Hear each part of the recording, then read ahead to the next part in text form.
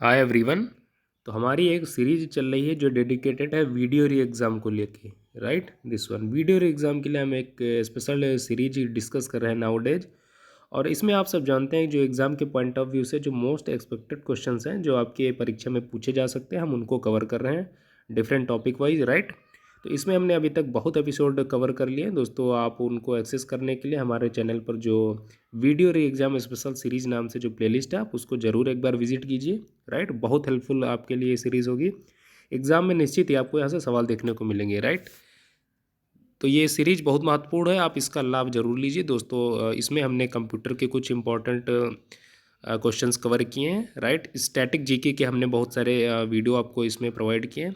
और वर्तमान समय में जो है हम कवर कर रहे हैं ज्योग्राफी को। राइट, तो ज्योग्राफी का आज ये तीसरा एपिसोड है। राइट, तो चलिए डिस्कस करते हैं आज के अपने इस सेशन को, डिकोड करते हैं। सबसे पहला सवाल है दोस्तों, रुद्रप्रयाग मिलन स्थल है, आपको बताना जो रुद्रप्रयाग है किसका मिलन स्थल। विकल्प है दोस्तों, अलकनंदा एवं भागीरथी का, अलकनंदा एवं मंदाकिनी का, अलकनंदा एवं पिंडार का, अलकनंदा एवं धौलीगंगा। दोस्तों आपको मालूम होगा उत्तराखंड में जो अलकनंदा नदी है, ये बेसिकली 5 प्रकार के, इनफैक्ट 5 जो है आपको देखने को मिलता है, ये प्रयाग बनाती है। राइट, प्रयाग का मतलब होता है जहाँ पर दो नदियाँ एक दूसरे से मिलती हैं, उस स्थान को आप बोलते हैं प्रयाग। राइट, तो ये एग्जाम में लगातार पूछे जाते हैं। चलिए पहले उनको वन बाय वन देख लेते हैं कौन कौन से प्रयाग बनाती है। सबसे पहले अलकनंदा जो है धौली गंगा से मिलती है। राइट, और जिस स्थान पे अलकनंदा धौली गंगा से मिलती है उसको आप बोलते हैं विष्णु प्रयाग। राइट, क्या बोलते हैं? विष्णु प्रयाग। उसके बाद अलकनंदा एवं पिंडार, अलकनंदा एवं पिंडार नदी जहाँ पर मिलती है उसको आप बोलते हैं कर्ण प्रयाग। राइट, कर्ण प्रयाग। फिर आप देख रहे हैं जो है अलकनंदा एवं भागीरथी, अलकनंदा एवं मंदाकिनी जिस स्थान पर मिलती है दोस्तों उसको आप बोलते हैं रुद्रप्रयाग। राइट, रुद्रप्रयाग। और अलकनंदा एवं भागीरथी जिस स्थान पर मिलती है दोस्तों उसको आप बोलते हैं देवप्रयाग। क्या बोलते हैं? देवप्रयाग। इसके अतिरिक्त दोस्तों आपको ध्यान रखना है, अलकनंदा जब नंदाकिनी नदी से मिलती है, यानी अलकनंदा आप लिख सकते हैं अलकनंदा प्लस नंदाकिनी जिस स्थान पे मिलती है उसको आप बोलते हैं नंद प्रयाग। राइट, नंद प्रयाग। तो ये 5 प्रयाग बेसिकली अलकनंदा मिला बनाती है। और हर बार एग्जाम्स में आप देखेंगे इन्हीं से घुमा फिरा के सवाल पूछे जाते हैं, तो इन 5 को आप ध्यान रखेंगे, महत्वपूर्ण है। राइट, सवाल आपसे पूछा गया था कि रुद्रप्रयाग मिलन स्थल है किसका है, तो दोस्तों आपने जाना कि अलकनंदा एवं मंदाकिनी का। ये आप ध्यान रखेंगे। राइट, दोस्तों आप जानते हैं देवप्रयाग में जो अलकनंदा जो है भागीरथी और अलकनंदा का मिलन होता है। राइट, और क्या बनता है? देवप्रयाग बनता है। देवप्रयाग ही वो स्थान है जहाँ से आप देखेंगे बेसिकली गंगा सबसे पहली बार ओरिजिन होती है। राइट, देवप्रयाग से। तो ये आप ध्यान रखेंगे, एग्जाम में पूछा जाता है तो आप गोमुख गोमुख टिक करते हैं दोस्तों, वो सही नहीं होता है। राइट, गंगा का ओरिजिन कहाँ होता है? देवप्रयाग से। ये आप ध्यान रखें। जो भागीरथी नदी है इसका उद्गम होता है दोस्तों गोमुख से, यानी गंगोत्री ग्लेशियर से। राइट, ये आप ध्यान रखेंगे। चलिए बढ़ते हैं नेक्स्ट क्वेश्चन पे। सवाल है दोस्तों कि दिस वन सवाल है, कोल्डैम परियोजना अवस्थित है कहाँ पर है और किस नदी पर अवस्थित है, ये बताना है। कोल्डैम परियोजना। राइट, 4 विकल्प दिए गए हैं, चिनाब नदी, व्यास नदी, सतलज नदी या फिर झेलम नदी। राइट, दोस्तों आपको बताना चाहूँगा कि जो कोल्डैम परियोजना सबसे पहले आपको ध्यान रखना ये है कहाँ, किस स्टेट में? हिमाचल प्रदेश में। राइट, हिमाचल प्रदेश। इसकी स्थापना दोस्तों हुई थी वर्ष 2000 में। राइट, वर्ष 2000 में इसकी स्थापना हुई, लेकिन इसने फंक्शन करना कब से शुरू किया? वर्ष 2004 से। ये आप ध्यान रखेंगे, 2004 से इसकी जो है शुरुआत हुई दोस्तों। इसे जो आप कई बार जो कोल परियोजना इसे कोल बांध के नाम से भी जानते हैं, कोल बांध। एग्जाम में ऐसे भी सवाल पूछा गया है कि कोल बांध कहाँ है, ये किस नदी पर स्थित है। राइट, तो दोस्तों ये जो कोल्डम परियोजना है जिसे आप कोल बांध भी कहते हैं, ये अवस्थित है किस पे? सतलज नदी पर। राइट, ये आप ध्यान रखेंगे, सतलज नदी पर बनी है। राइट, तो इसका सही जवाब हो गया ऑप्शन नंबर सी। दूसरे विकल्प जो आप देख रहे हैं, चिनाब नदी, व्यास नदी, झेलम नदी, इनके बारे में कुछ बात कर लेते हैं क्योंकि यहाँ से भी सवाल पूछे जाते हैं। चिनाब नदी जो इसे वैदिक काल में आप जानते हैं इसे कहा जाता था, क्या कहा जाता था? अस्किनी नाम से। राइट, अस्किनी से आप बोलते थे वैदिक काल में। राइट, और चिनाब नदी पर जो बनी कुछ महत्वपूर्ण परियोजनाएं हैं वो एग्जाम में पूछी जाती है, उनको आप देख लीजिए। सबसे पहले आप देख रहे हैं बगलिहार बांध। राइट, बगलिहार बांध। दूसरा आप देख रहे हैं दुलहस्ती परियोजना, दुलहस्ती परियोजना। नेक्स्ट आप देख रहे हैं सलाल परियोजना, सलाल। सलाल परियोजना। अगली आप देखते हैं दोस्तों रतले परियोजना, रतले परियोजना। और नेक्स्ट है कीरू परियोजना, राइट, कीरू। तो ये जितनी भी परियोजनाएं हैं बेसिकली चेनाब नदी पर बनी है। इनको आप एक बार फिर से देख लिए, बगलिहार परियोजना, दुलहस्ती परियोजना, सलाल परियोजना, रतले और कीरू, ये सारी किस पे बनी है? चेनाब नदी पे, राइट, आप ध्यान रखेंगे। अब हम बात करते हैं झेलम नदी। झेलम नदी पर जो कुछ महत्वपूर्ण परियोजनाएं दोस्तों उस पे है तुलबुल परियोजना। एग्जाम में ये सब पूछे जाते हैं, राइट, तुलबुल परियोजना। इसके अतिरिक्त आप जानते हैं किशन गंगा, किशन गंगा परियोजना, किशन गंगा। और एक परियोजना और जो झेलम नदी पर बनी जो महत्वपूर्ण है एग्जाम के पॉइंट ऑफ व्यू से, दैट इज उड़ी परियोजना, उड़ी परियोजना, राइट। ये सारी आप ध्यान रखेंगे। वैदिक काल में दोस्तों झेलम नदी को आप बोलते थे वितस्ता, राइट, क्या बोलते थे? वितस्ता, वितस्ता, ये आप ध्यान रखेंगे। दोस्तों ब्यास नदी से आपको केवल एक परियोजना ध्यान रखनी है जो महत्वपूर्ण है, ब्यास नदी। ब्यास नदी पर आपको जो पोंग बांध है ये ध्यान रखना है, पोंग बांध है, राइट। पूछा जाता है पोंग बांध किस नदी पे है? तो ब्यास नदी पर। तो ये सभी फैक्ट आप ध्यान रखेंगे, एग्जाम में निश्चित ही यहाँ से सवाल देखने को मिलते हैं, राइट। और जैसा कि आप सब जानते हैं कि हम जो सवाल कर रहे हैं दोस्तों ये प्रीवियस एग्जाम में पूछे गए। इनफैक्ट जो आपके कमीशंस के एग्जाम है, फॉर एग्जांपल स्टेट पीसीएस और इवन यूपीएससी के एग्जाम में सारे सवाल पूछे गए, राइट। तो आपके एग्जाम के लिए बहुत महत्वपूर्ण सवाल है। चलिए बढ़ते हैं नेक्स्ट क्वेश्चन पे। सवाल है दोस्तों कि निम्नलिखित में से कौन आहार श्रृंखला का निर्माण करते हैं, यानी food chain, right. Food chain के बारे में आपने निश्चित ही पढ़ा होगा। विकल्प है दोस्तों घास गेहूं आम, घास बकरी मानव, बकरी गाय हाथी, या फिर घास मछली बकरी। तो आप जानते हैं फूड चेन में दोस्तों आप कुछ एलिमेंट्स आप जानते हैं, जैसे कि सबसे पहले आप देखते हैं प्रोड्यूसर, उत्पादक वर्ग जिन्हें आप कहते हैं। उसके बाद आप देखते हैं primary consumer, secondary consumer, right, फिर होता है आपका टर्सरी, टर्सरी कंज्यूमर, राइट। जो प्रोड्यूसर होते हैं बेसिकली आप देखेंगे इसमें जो जितने भी आपको फूल पौधे पत्तियां होती हैं वो सब इसमें आते हैं, राइट। ये भोजन का निर्माण करते हैं। जो प्रोड्यूसर वर्ग के जो आप देखते हैं बेसिकली ये किसके द्वारा भोजन निर्माण करते हैं? प्रकाश, प्रकाश, जल, राइट, ये सारी चीज़ें आप देख रहे हैं। और प्रकाश की उपस्थिति में, जल की उपस्थिति में और इन तत्वों की उपस्थिति में अपने फूड का निर्माण करते हैं, राइट। प्लस सॉइल, सॉइल बहुत महत्वपूर्ण कंपोनेंट है, राइट। तो इनकी मदद से जो अपने भोजन का निर्माण करते हैं, इसी वजह से जो उत्पादक वर्ग के जो स्तरीय जो एलिमेंट होते हैं उन्हें आप बोलते हैं स्वपोषी, राइट, स्वपोषी। स्वपोषी इसलिए क्योंकि अपने भोजन का निर्माण स्वयं करते हैं, राइट, किसी दूसरे पर ये निर्भर नहीं होते। बाकी जो रिमेनिंग आप देख रहे हैं वो किसी न किसी प्रकार से आप देखेंगे अपने भोजन के लिए किसी अन्य पर निर्भर होते हैं, इसीलिए इनको बोला जाता है परपोषी, राइट। ये आप ध्यान रखेंगे। तो फूड चेन के बारे में आप इस स्लाइड से देख लीजिए, आपको कॉन्सेप्ट यहाँ से क्लियर हो जाएगा, राइट। फूड चेन्स पहले आप देख रहे हैं इसमें 5 लिंक्ड फूड चेन दिखाया गया। सबसे पहले हमने आपको बताया प्रोड्यूसर होते हैं जिसमें कि आप जो पेड़ पौधे होते हैं, घास होती है वो देख सकते हैं। जो प्राइमरी कंज्यूमर होता है उसमें आप देख सकते हैं ग्रास हॉपर। उसके बाद सेकेंडरी में हो जाएगा आपका फ्रॉग, राइट। टर्सरी में हो जाएगा पाइथन और फाइनल जो आप देख रहे हैं ईगल। इसका मतलब दोस्तों ये हुआ घास को कौन खाएगा?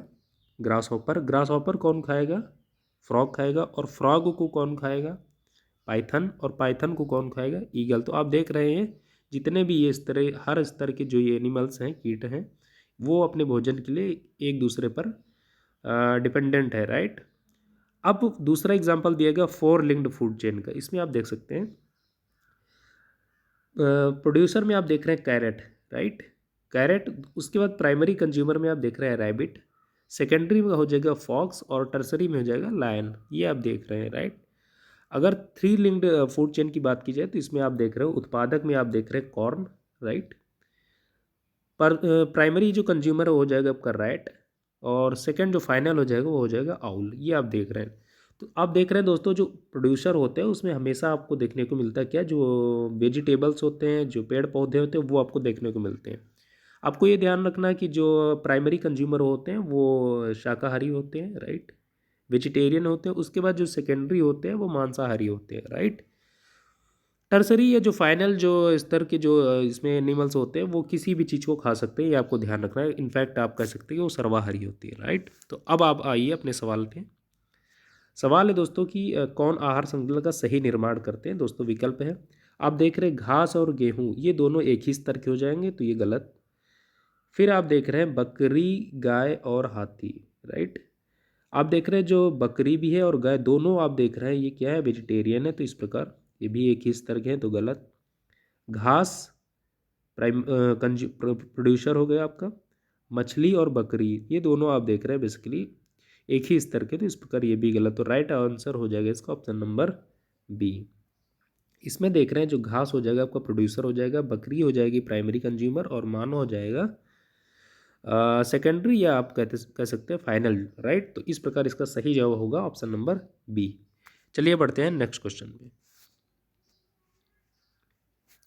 सवाल है दोस्तों कि उत्तर प्रदेश के कितने जिले नेपाल के साथ सीमा बनाते हैं, राइट। ये आप देख सकते हैं मैपिंग से लिया गया सवाल, महत्वपूर्ण है। इसका दोस्तों जो सही जवाब है आपको पहले बता दें, इसका option number B is the right answer, right. 7 जिले नेपाल से बाउंड्री शेयर करते हैं। आप जानते हो उत्तर प्रदेश एक इंटरनेशनल बाउंड्री शेयर करता है किसके साथ, नेपाल के साथ।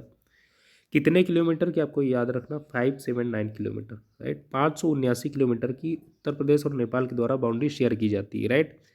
डिस्ट्रिक्ट की बात की जाए कौन कौन डिस्ट्रिक्ट से, तो आप देख लीजिए पीलीभीत। पीलीभीत आपको एकदम रटा होना चाहिए, पीलीभीत। पीलीभीत के बाद आप जानते हैं लखीमपुर खीरी, राइट, लखीमपुर खीरी। फिर बहराइच, बहराइच। उसके बाद आप देखते हैं श्रावस्ती, श्रावस्ती। बलरामपुर, राइट, बलरामपुर। सिद्धार्थनगर, सिद्धार्थनगर। और फाइनली आप जानते हैं महाराजगंज। इन डिस्ट्रिक्ट के साथ आप देखेंगे यूपी और नेपाल के साथ बाउंड्री शेयर की जाती है। एक बार फिर से आप देख लीजिए, पीलीभीत, लखीमपुर खीरी, बहराइच, श्रावस्ती, राइट, बलरामपुर, सिद्धार्थनगर और महाराजगंज। दोस्तों ये जो बाउंड्री है चूंकि एक इंटरनेशनल बाउंड्री है, तो यहाँ पर जो इसकी सुरक्षा के लिए, सीमा सुरक्षा के लिए एक फोर्स को स्थापित यहाँ पर डिप्लॉय किया गया है। सॉरी, सॉरी फ्रेंड्स, उस फोर्स का नाम आप हमेशा याद रखेंगे, सवाल पूछे जाते हैं।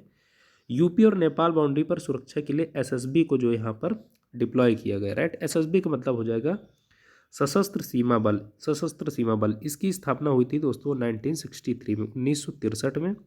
हेडक्वार्टर इसका पूछा जाता है कहाँ पे है, तो वो है नई दिल्ली, राइट। कहाँ पे, न्यू दिल्ली, नई दिल्ली में इसका हेडक्वार्टर है। दोस्तों जब एसएसबी की स्थापना हुई थी तब इसका नाम था दोस्तों स्पेशल सर्विस ब्यूरो, राइट। आप याद रखेंगे कि इसकी जब स्थापना हुई थी तब इसका नाम था स्पेशल सर्विस ब्यूरो। तो ये सारे फैक्ट्स आप याद रखेंगे दोस्तों, एग्जाम में सवाल पूछे जाते हैं। चलिए बढ़ते हैं नेक्स्ट क्वेश्चन पे। ये दिस सवाल है दोस्तों, निम्नलिखित में से कौन सही सुमेलित है, राइट। यहाँ पर कुछ ओशन करंट दी गई हैं और वो किस तट पर उन पाई जाती हैं ये आपको बताना है, राइट। पहला है दोस्तों लेब्राडोर। लेब्राडोर कहाँ पर आपको देखने को मिलती है, कनाडा के पूर्वी तट पर। दूसरा आप देख रहे हैं ओशन करंट ओयोसियो, ये कोरिया के पूर्वी तट पर आपको देखने को मिलती है। फिर है बेंगुला। बेंगुला आपको दक्षिणी अफ्रीका जो कंट्री है उसके पूर्वी तट पर देखने को मिलती। चौथा विकल्प है उपरोक्त सभी, यानी कि इसमें से कौन सा सही सुमेलित है। दोस्तों इसका सही जवाब हो जाएगा ऑप्शन नंबर डी, उपरोक्त सभी। तीनों सही है, राइट। लेब्राडोर कनाडा के पूर्वी तट पर, ओयोसियो कोरिया का पूर्वी तट, और बेंगुला दक्षिणी अफ्रीका का पूर्वी तट। दोस्तों इस स्लाइड से आप देख सकते हैं यहाँ पर जितनी इंपॉर्टेंट ओशन करंट्स हैं यहाँ पर आपको बताई गई हैं और उनकी नेचर भी बताई गई है। दोस्तों जो यहाँ रेड कलर से आप देख रहे हैं वो वार्म यानी हॉट करंट हैं, जो ब्लू कलर में आप देख रहे हैं वो हैं कोल्ड करंट्स, राइट। आप देख सकते हैं। फॉर एग्जाम्पल आप देख लीजिए, पहले ब्राज़ीलियन आप देख रहे हैं एक वार्म करंट है, राइट, ये आप देख रहे हैं। गल्फ स्ट्रीम आप देख रहे हैं नॉर्थ अमेरिका की ईस्टर्न वाले रीजन पे, राइट। उसके बाद आप देख रहे हैं north equatorial, north Pacific drift, right, west wind drift, ये सारी आप देख रहे हैं साउथ इक्वेटोरियल, ये क्या है वार्म करंट्स है। मोजाम्बिक एक वार्म करंट है, राइट। इसके अतिरिक्त आप देख रहे हैं दोस्तों ये सारी हो गई वार्म करंट। अब देख लीजिए आप कोल्ड करंट, तो जितनी ब्लू कलर्स में आपको दिखाई गई वो सारी क्या हैं, ये आप देख रहे हैं साउथ अफ्रीका, हमने आपसे बताया था, ये है बेंगुला आप देख रहे हैं, एक क्या है cold current. West wind drift ये एक कोल्ड करंट है। पेरू की जो करंट है ये एक कोल्ड करंट होती है, राइट। कनारी आप देख रहे हैं एक कोल्ड करंट, ये आप ध्यान ध्यान रखेंगे, राइट। उसके बाद लेब्राडोर आप देख रहे हैं दिस वन, एक आप देख रहे हैं कनाडा है, कनाडा का ईस्टर्न ये रीजन है, राइट। यहाँ से आप देख सकते हैं। तो ये जितनी इंपॉर्टेंट दोस्तों ये कैलिफोर्निया करंट, तो जितनी इंपॉर्टेंट ओशन करंट है आपको इस फिगर में दिखाई गई, आप उनको एक बार अच्छे से देख के समझ लीजिए और अपने नोट्स में आप शामिल कर सकते हैं। चलिए बढ़ते हैं नेक्स्ट क्वेश्चन पे, दिस वन। सवाल है दोस्तों रामसर कन्वेंशन से सवाल पूछा गया और रामसर कन्वेंशन से हमेशा सवाल पूछे जाते हैं, राइट। रामसर कन्वेंशन निम्नलिखित में से किसी से संबंधित है, इसका संबंध बताना। ऑप्शन है ओजोन क्षरण, डेजर्टिफिकेशन यानी मरुस्थलीकरण, वेटलैंड्स यानी आर्द्र भूमियाँ, ग्रीन हाउस गैस उत्सर्जन। ये 4 विकल्प दिए गए हैं। तो सबसे पहले आप दोस्तों जानते हैं जो रामसर कन्वेंशन, इसका संबंध किससे? वेटलैंड्स यानी आर्द्र भूमियों से। तो इसका राइट आंसर हो जाएगा option number C. Ramsar convention से और भी सवाल फॉर्म किए जाते हैं। सबसे पहले आपको मालूम होना चाहिए रामसर ये है कहाँ। तो आप जानते हैं ये ईरान देश का एक शहर है जिसका नाम है रामसर, राइट। वर्ष 1971 में वर्ष 1971 में अंतर्राष्ट्रीय स्तर पे एक मीटिंग हुई थी। कहाँ पे? ईरान के रामसर में, राइट। किसको लेके? वेटलैंड्स को लेके, राइट। किस लिए वो मीटिंग बुलाई गई थी? वेटलैंड्स को लेके। दुनिया भर में जो वेटलैंड्स का डिग्रेडेशन हो रहा था उनको ध्यान में, उनको कंट्रोल में करने के लिए, उनको अपक्षरित होने से बचाने के लिए ये मीटिंग बुलाई गई थी। और इसी कन्वेंशन को आप बोलते हैं रामसर कन्वेंशन, राइट।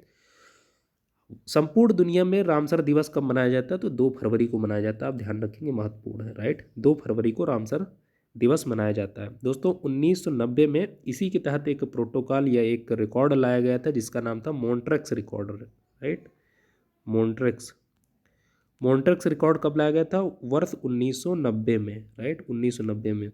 और मॉन्ट्रेक्स रिकॉर्ड का मतलब ये था वैसी वेटलैंड्स जो बहुत ज़्यादा अपक्षयित हो चुकी थी, जो बहुत ज़्यादा आप देखेंगे डिग्रेडेट हो चुकी थी, उनको सबसे पहले कंजर्व करने के लिए, बचाने के लिए उन वेटलैंड्स को इसमें शामिल किया जाता था और स्पेशली उन पर ध्यान दिया जाता था, राइट। तो भारत की तरफ से सबसे पहले किस वेटलैंड को मॉन्ट्रेक्स रिकॉर्ड में रखा गया था? तो आप ध्यान रखेंगे दोस्तों, चिल्का लेक और केवला देव वन्यजीव अभयारण्य, राइट। चिल्का लेक और केवला देव को सबसे पहले मॉन्ट्रेक्स रिकॉर्ड में रखा गया था भारत की तरफ से, राइट। ये फैक्ट्स आप ध्यान रखेंगे दोस्तों। रामसर से रिलेटेड जितने भी इंपॉर्टेंट इन्फॉर्मेशन आपको एग्जाम के पॉइंट ऑफ व्यू से मालूम होना चाहिए, आप इस स्लाइड में देख सकते हैं। रामसर कन्वेंशन अडॉप्टेड कब हुआ था दोस्तों? आप जानते हैं 1971 में। हमने पहले ही आपसे बताया, राइट। उसके बाद आप देख रहे हैं 1962 में आप देखते हैं mark conference called for an international treaty for wetland नाम से आयोजित हुई थी, राइट। 63 से 70 के बीच में आप देखेंगे जो इस रामसर कन्वेंशन से रिलेटेड जो टेक्स्ट था उसको तैयार किया गया। 1971 में आपने देखा कि 18 कंट्रीज़ के द्वारा एक निगोशिएशन हुई, उसके तहत एक मीटिंग बुलाई गई रामसर में, राइट, ईरान के, और वेटलैंड्स को लेके ये मीटिंग स्थापित हुई थी, राइट। उसके बाद आप देखते हैं 1974 में सबसे पहली बार आप देखेंगे Australia was the first country to exceed the convention. इसको एक्सीड करने के लिए ऑस्ट्रेलिया सबसे पहला देश बना, आप ध्यान रखेंगे, राइट। 1974 में ही आप देखेंगे ऑस्ट्रेलिया ने सबसे पहली जो है अपनी रामसर साइट डिक्लेयर की, और ये दुनिया की सबसे पहली फर्स्ट रामसर साइट थी। आप ध्यान रखेंगे कौन थी? तो फर्स्ट रामसर साइट कौन सी थी? तो ऑस्ट्रेलिया द कोबोर्ग पेनिनसुला, राइट, आप ध्यान रखेंगे। 1975 में दोस्तों कन्वेंशन केम इनटू फोर्स। 1975 से जो कन्वेंशन था ये दुनिया के स्तर पर लागू हो गया, आप ध्यान रखेंगे, राइट। और उसके बाद आप 1981 में आप देख रहे हैं जो इंडिया है इसका जो है आप देखेंगे सिग्नेटरी बन गया, राइट। क्या बन गया? India became the contracting party to the convention Chilika lake and Keoladeo national park declared Ramsar site, ये आप ध्यान रखेंगे, राइट। तो दोस्तों रामसर कन्वेंशन से रिलेटेड जितने भी एग्जाम के पॉइंट ऑफ व्यू से जो फैक्ट्स हैं, जो सवाल बन सकते हैं, आपने इस स्लाइड में देख लिए। चलिए बढ़ते हैं नेक्स्ट क्वेश्चन पे। सवाल है दोस्तों, निम्नलिखित में से कौन सी नदी भारत के पठारी भाग को मालवा और दक्कन के पठार में विभाजित करती है? एक बार फिर से आप पढ़ लीजिए। कौन सी नदी भारत के पठारी भाग को, यानी प्लेटी वाला जो रीजन है, जो सदर्न इंडिया है, उसको मालवा और दक्कन के पठार में विभाजित करती है, राइट। दोस्तों इसका जो सही जवाब है आपको पहले बता दें, that is option number C, Narmada नदी जो है इसका सही जवाब है, राइट। दोस्तों दूसरी जो नदी है इनसे भी सवाल पूछे जाते हैं। पहला आप देख रहे हैं जो है गोदावरी। गोदावरी को आप बोलते हैं दक्षिण गंगा, राइट, दक्षिण गंगा। सवाल पूछा जाता है किस नदी को दक्षिण गंगा कहते हैं? तो गोदावरी को, राइट, आप ध्यान रखेंगे। इसकी उत्पत्ति होती है दोस्तों, ओरिजिन होती है पश्चिमी घाट की त्र्यंबकम पहाड़ी से, राइट। त्र्यंबकम पहाड़ी से होती है जो बेसिकली नासिक जिले से, राइट, महाराष्ट्र के नासिक जिले से, आप ध्यान रखेंगे। कावेरी आप दोस्तों देख रहे हैं कावेरी नदी, इसकी उत्पत्ति होती है पश्चिमी घाट के ब्रह्मगिरी पहाड़ी से, राइट। कहाँ से? ब्रह्मगिरी पहाड़ी से, बेसिकली कर्नाटक के, राइट, ये आप ध्यान रखेंगे। और इसे आप बोलते हैं, कावेरी नदी को आप बोलते हैं दक्षिण भारत की गंगा। क्या बोलते हैं? दक्षिण भारत की गंगा। आप ध्यान रखेंगे दोनों में अंतर दोस्तों। जो गोदावरी इसे आप बोलते हैं दक्षिण गंगा, और जो कावेरी इसे आप बोलते हैं दक्षिण भारत की गंगा। दोनों में फ़र्क है दोस्तों, आप कंफ्यूज ना हो, हमेशा आप याद रखेंगे, राइट। कावेरी नदी पर कुछ महत्वपूर्ण जलप्रपात बने, आप उनको देख लीजिए, सवाल में पूछे जाते हैं, राइट।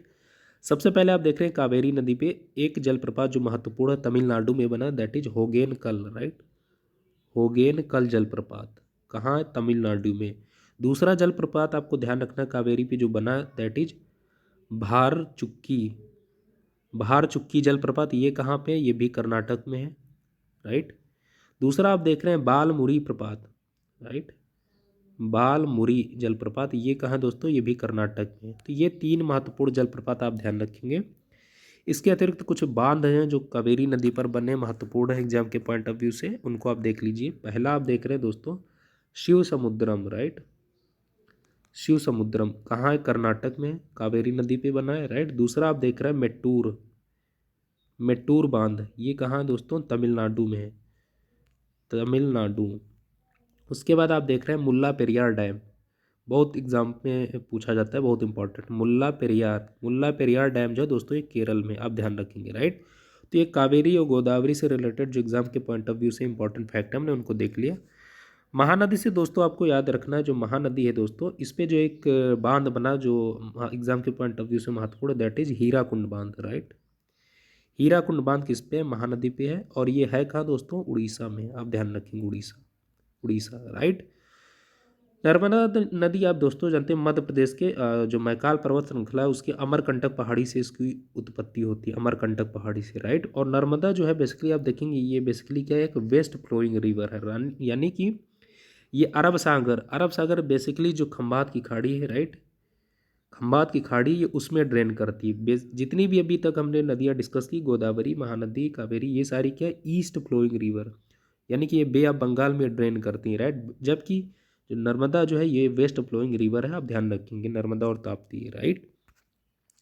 चलिए बढ़ते हैं नेक्स्ट क्वेश्चन पे, दिस वन।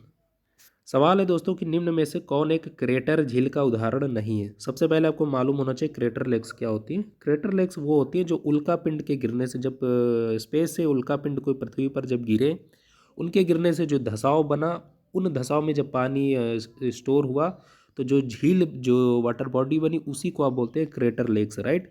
दुनिया में ऐसी बहुत सारी क्रेटर लेक्स हैं, आपको बताना कि इसमें से कौन सी एक क्रेटर लेक नहीं है, राइट। ऑप्शन है दोस्तों विक्टोरिया झील, राइट, टिटिकाका झील, लोनार झील, और फिर ग्रेट साल्ट लेक। ये सारी जो आपको विकल्प दिए गए, राइट। दोस्तों इसको, इसका जो सही जवाब है that is option number D. जो ग्रेट साल्ट लेक है ये एक क्रेटर लेक नहीं, बाकी जो आप तीन देख रहे हैं, विक्टोरिया लेक, टिटिकाका झील, लोनार झील, ये तीनों आप देख रहे हैं क्या है? एक क्रेटर झील का उदाहरण, आप ध्यान रखेंगे। लोनार झील के बारे में आपसे पूछा जाता है, ये महाराष्ट्र में है, राइट, महाराष्ट्र, और महाराष्ट्र के बुल्ढाना डिस्ट्रिक्ट में है, राइट, बुल्ढाना, बुल्ढाना डिस्ट्रिक्ट में। तो ये क्या है? एक क्रेटर लेक है। टिटिकाका झील आपको दोस्तों बताना है कि ये टिटिकाका झील ये विश्व की सबसे ऊंची झील है, राइट, आप ध्यान रखेंगे। विक्टोरिया झील, विक्टोरिया झील के बारे में दोस्तों आप जो भी चीज़ें जानते हैं, जो भी फैक्ट्स आप जानते हो, वो कमेंट बॉक्स में ज़रूर टाइप कीजिए, राइट। चलिए बढ़ते हैं नेक्स्ट क्वेश्चन पे। तो इसका सही जवाब क्या है दोस्तों? Option number D, great salt lake, right. चलिए बढ़ते हैं नेक्स्ट क्वेश्चन पे। सवाल है दोस्तों निम्नलिखित में से कौन सा ग्रह सूर्य से सबसे अधिक दूरी पर है, राइट। सोलर सिस्टम से सवाल पूछा गया है और सोलर सिस्टम से भी सवाल पूछे जाते हैं। विकल्प है अरुण यानी यूरेनस, शनि यानी सैटर्न, पृथ्वी, वरुण यानी नेपच्यून। ये आपको चार विकल्प दिए गए। सबसे पहले आप इस फिगर से आप देख लीजिए, समझ लीजिए। ये आप देख रहे हैं सन है, सन बेसिकली ये क्या है? एक आप स्टार है, राइट, तारा है। बाकी ये प्लैनेट्स आप देख रहे हैं। सूर्य के सबसे नज़दीक ग्रह कौन सा है दोस्तों? दैट इज मरकरी, ये आप देख रहे हैं बुध। उसके बाद आप देख रहे हैं शुक्र, राइट, शुक्र के बाद आप देख रहे हैं दोस्तों पृथ्वी, और पृथ्वी के बाद है मार्स यानी मंगल, उसके बाद है जुपिटर, फिर है सैटर्न शनि, उसके बाद यूरेनस, और फाइनली आप देख रहे हैं नेपच्यून। अगर बात की जाए सबसे दूरी पर, सूर्य से सबसे दूर कौन सा ग्रह है, तो दैट इज नेपच्यून। सूर्य से सबसे करीब में स्थित कौन सा ग्रह है? मरकरी, ये आप ध्यान रखेंगे, मरकरी यानी बुध, राइट। इनका क्रम आप याद रख लीजिए टॉप 4 का, राइट। सबसे पहले आप देख रहे हैं मरकरी यानी बुध, शुक्र, पृथ्वी, मंगल, ये 4 क्या हैं, दूरी के अकॉर्डिंग सूर्य के सबसे करीब है, राइट। उसके बाद आप देखेंगे बृहस्पति, सैटर्न, यूरेनस और नेपच्यून, ये सबसे जो है दूर के ग्रह, राइट। सबसे बड़ा ग्रह अगर बात की जाए कौन सा है, तो दैट इज जुपिटर, ये आप ध्यान रखेंगे, दिस वन। दोस्तों इसमें आप देख रहे हैं जो कुछ दो चीज़ें आपको याद रखना है, प्लैनेट, जो स्टार होते हैं और जो प्लैनेट होते हैं उनमें क्या फ़र्क होता है। जो स्टार होते हैं वो आप देखेंगे उनका खुद का प्रकाश होता है, राइट, फॉर एग्जांपल सन। बल्कि जो प्लैनेट्स होते हैं वो किसी दूसरे स्टार के प्रकाश से वो रोशनी पाते हैं, वो चमकते हैं, राइट, यही फ़र्क होता है। तो ये जितने भी आप देख रहे हैं ये सारे क्या है, प्लैनेट्स, बल्कि ये क्या है, सन क्या है, एक स्टार है, आप ध्यान रखेंगे। यहाँ दोस्तों एयू का मतलब ये आप देख लीजिए, एयू का मतलब होता है पृथ्वी से सूर्य के बीच की जो दूरी होती है उसको आप बोलते हैं एयू, राइट। एयू यहाँ आप देख सकते हैं, 1 AU और एस्ट्रोनॉमिकल यूनिट इज रफली the distance from earth to the sun and equal to about 150 million kilometres, right. तो प्लैनेट्स की जो डिस्टेंस होती है दोस्तों एयू में ही मेजर की जाती है, आप ध्यान रखेंगे। 1 AU कितने के बराबर होता है दोस्तों, यहाँ पर आप देख रहे हैं दिस वन, रफली the distance from the earth to the sun and equal to 150 million kilometres, right. ये सारे फैक्ट्स आप ध्यान रखेंगे। तो यहाँ दोस्तों आपसे पूछा गया था सबसे अधिक दूरी पर, तो इसका सही जवाब हो जाएगा नेपच्यून यानी वरुण, राइट। चलिए बढ़ते हैं नेक्स्ट क्वेश्चन पे। सवाल है दोस्तों, डेविस जल संधि किसके मध्य स्थित है। ऑप्शन है बैफिन खाड़ी एवं आर्कटिक सागर, आर्कटिक महासागर एवं लेब्राडोर सी, कुक्ची सागर एवं बेरिंग सागर, या फिर लेब्राडोर सागर एवं बैफिन खाड़ी, राइट। इस सवाल को करने के लिए आप मैपिंग बहुत महत्वपूर्ण है दोस्तों। ये आप फिगर में आप देख सकते हैं, आपसे पूछा गया डेविस स्ट्रेट। डेविस स्ट्रेट जो दुनिया की सबसे बड़ी और सबसे चौड़ी स्ट्रेट है, जल संधि है, राइट, जल संधि। जल संधि आप जानते हैं ऐसी वाटर बॉडी को आप बोलते हैं जो किन्हीं दो अन्य वाटर बॉडीज को कनेक्ट करती है और दो इस लैंड बाउंड्री को बाइफरकेट करती है, राइट, उसे आप बोलते हैं स्ट्रेट यानी जल संधि। ये डेविस स्ट्रेट देख रहे हैं किसके बीच, ये आप देख रहे हैं बैफिन में, और इधर देख रहे हैं लेब्राडोर सी, तो इन दोनों के बीच ये अवस्थित है, राइट। बाइफिन आइलैंड जानते हैं कनाडा वाले रीजन में है, राइट। हडसन स्टेट आप देख रहे हैं दिस वन, क्यूबेक कनाडा वाले रीजन में ही, तो ये सारे फैक्ट्स आप ध्यान रखेंगे। बाइफिन बे के आप देख रहे हैं जो ईस्ट में आपको ग्रीनलैंड देखने को मिलता है, राइट। मैपिंग बहुत महत्वपूर्ण है दोस्तों, हमने मैपिंग में लगातार 25 से 30 एपिसोड किए हैं, हमारी मैपिंग वाली प्लेलिस्ट में आप देख सकते हैं। तो इसका दोस्तों सही जवाब क्या हो जाएगा, ऑप्शन नंबर डी, लेब्राडोर सी एवं बाइफिन खाड़ी के मध्य स्थित है आपकी डेविस जल संधि, राइट। चलिए बढ़ते हैं नेक्स्ट क्वेश्चन पे। सवाल है दोस्तों कि निम्नलिखित में से कौन सही सुमेलित नहीं है, राइट। विकल्प है बांदीपुर टाइगर रिजर्व है कहाँ, कर्नाटक में। मेलघाट टाइगर रिजर्व कहाँ है, महाराष्ट्र में। बुक्सा टाइगर रिजर्व पश्चिम बंगाल। पकुई tiger reserve Arunachal Pradesh. यह पांचवा विकल्प है दोस्तों कि उपरोक्त सभी सही है, राइट। तो आपको बताना सही सुमेलित कौन सा सही सुमेलित नहीं, दोस्तों आपको बताना चाहेंगे इसका जो राइट आंसर है दैट इज ऑप्शन नंबर ई, उपरोक्त सभी सही, राइट। चारों आपको जो देख रहे हैं चारों सही सुमेल किए गए हैं। महत्वपूर्ण है जो सुमेल के लिए सवाल पूछे जाते हैं उनमें से एक दो इसमें से देखने को मिल जाएंगे, आप याद कर लीजिए। बांदीपुर टाइगर रिजर्व कर्नाटक में, मेलघाट टाइगर रिजर्व महाराष्ट्र में, बुक्सा पश्चिम बंगाल में, और पकुई कहाँ है, अरुणाचल प्रदेश में, राइट। तो ये इसका सही जवाब ऑप्शन नंबर ई। चलिए बढ़ते हैं नेक्स्ट क्वेश्चन पे। सवाल है दोस्तों, निम्नलिखित स्थानीय पवनों यानी लोकल विंड्स में से किसे हिमबच्छी आइस ईटर यानी स्नो ईटर कहा जाता है, राइट, आप ध्यान रखेंगे। ऑप्शन है दोस्तों फोन, ब्लैक रोलर, टेम्पोरल, या फिर चिनूक। आप जानते हैं यूएसए में जो अमेरिका, नॉर्थ अमेरिका जो कॉन्टिनेंट, वहाँ पर चिनूक जो पवन है बेसिकली आप देखेंगे ये एक हॉट विंड होती है, राइट। और जब ये ब्लो करती है तो आप देखेंगे वहाँ की जो आइस होती है वो मेल्ट हो जाती है, राइट, तेज़ी से वाइब्रेट होकर, इसी वजह से इसको बोला जाता है स्नो ईटर या आइस ईटर। इसका सही जवाब हो जाएगा दोस्तों ऑप्शन नंबर डी। दोस्तों इससे आपको एक फैक्ट और याद रखना है दोस्तों, हरमट्टान पवन के बारे में सवाल पूछा जाता है। हरमट्टान, जो हरमट्टान पवन है इसे आप बोलते हैं डॉक्टर विंड, राइट। आपसे पूछा जाता है किसे आप डॉक्टर विंड बोलते हैं, डॉक्टर पवन। डॉक्टर पवन हरमट्टान ये कहाँ पर ब्लो करती है दोस्तों, अफ्रीका कॉन्टिनेंट में जो सहारा मरुस्थल, सहारा डेजर्ट वाला रीजन है, उस रीजन में आपको कौन सी पवन देखने को मिलती है, तो हरमट्टान पवन, राइट। और इसे ही आप बोलते हैं डॉक्टर विंड या डॉक्टर पवन। चलिए बढ़ते हैं नेक्स्ट क्वेश्चन पे। यहाँ पर जो दुनिया की महत्वपूर्ण जो लोकल विंड्स है आप उनको देख सकते हैं। ये आप देख रहे हैं चिनूक नॉर्थ अमेरिका वाले रीजन में, राइट। और ये आप देख रहे हैं कुछ इंपॉर्टेंट जो, और ब्लैक ब्रिक फिल्डर ये आप जानते हैं बेसिकली जो ऑस्ट्रेलिया कॉन्टिनेंट में देखने को मिलती है, राइट। उसके बाद ये जो विंड है ये बहुत पूछी जाती है कि किस रीजन में आपको ब्लो करती है देखने को मिलती है। मिस्ट्रल, लेवांटे, राइट, बोरा, सिराको, ये सारी आप देख रहे हैं जो आप स्विट्जरलैंड या इटली के रीजन आसपास ब्लो करती है। खमसिन आप देख रहे हैं इजिप्ट वाले रीजन में ब्लो करती है। हरमट्टान हमने आपसे बताया फ्रेंड्स कि ये जो आपका ये है सहारा डेजर्ट वाला रीजन है, वहाँ पर आपको देखने को मिलती है। तो जो इंपॉर्टेंट है आप यहाँ से आप उनको पैरेट कर सकते हैं, राइट। चलिए बढ़ते हैं नेक्स्ट क्वेश्चन पे। तो दोस्तों आज की इस सेशन में आज के इस एपिसोड में हमने ज्योग्राफी के कुछ मोस्ट इंपॉर्टेंट क्वेश्चन किए जो आपके आगामी एग्जाम के लिए बहुत महत्वपूर्ण हैं। और निश्चित ही इन फैक्ट से, इन सवालों से आपको डायरेक्टली सवाल देखने को मिल सकते हैं। इसके अतिरिक्त जो एक्सप्लेनेशन है वहाँ से भी सवाल देखने को मिलेंगे, राइट। दोस्तों आप मुझे इजाज़त दीजिए, मिलेंगे नेक्स्ट वीडियो में, तब तक के लिए नमस्कार।